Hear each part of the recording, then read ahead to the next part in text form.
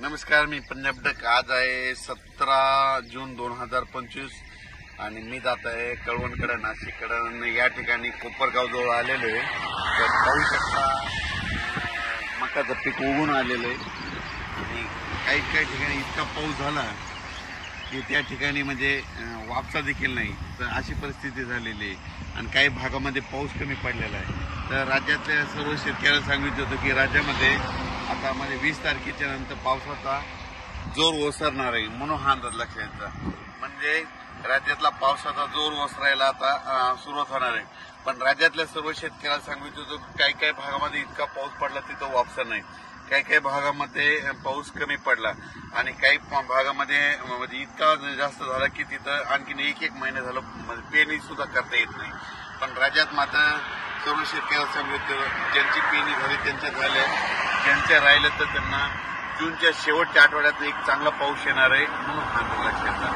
म्हणजे 27 जूनच्या नंतर राज्यामध्ये जूनच्या शेवटच्या आठवड्यात नंतर एक मोठा पाऊस येईल. मग त्याच्यात मात्र राज्यातल्या सर्व शेतकऱ्यांच्या राहिलेल्या सगळ्या पेरण्या होणार आहेत, म्हणून हा अंदाज लक्षात येतात. आता जे पाऊस पडला ज्यांचे झालं त्यांचं झालं, ज्यांचे कापूस लागवड झालं.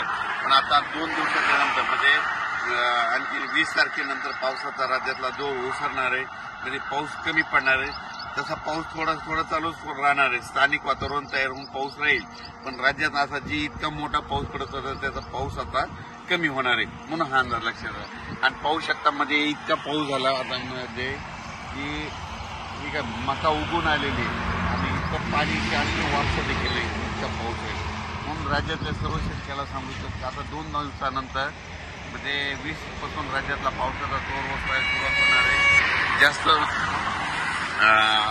खूप काही म्हणजे आता राज्यात जास्त पडणार नाही, सरी मात्र येत राहतील. म्हणजे आणखीन 2-4 दिवस मध्ये एकदम बंद होणार नाही, पण सरी चालत राहील. भाग बदलत पडणार आहे. आता म्हणजे सर्वदूर पडणार नाही, भाग बदलत तरच पाऊस राहणार आहे, म्हणून हा अंदाज लक्षात येतो. राज्यातल्या सर्व शेतकऱ्याला सांगू इच्छितो याच्यानंतर मग पाऊस असा चांगला मोठा कधी येईल.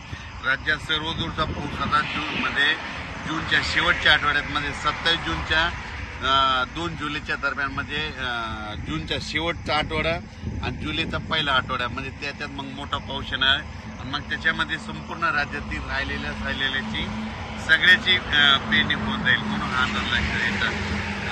ज्यांच्या जमिनीत ओला असेल तर तुम्ही तुमचा निर्णय स्वतः घ्या.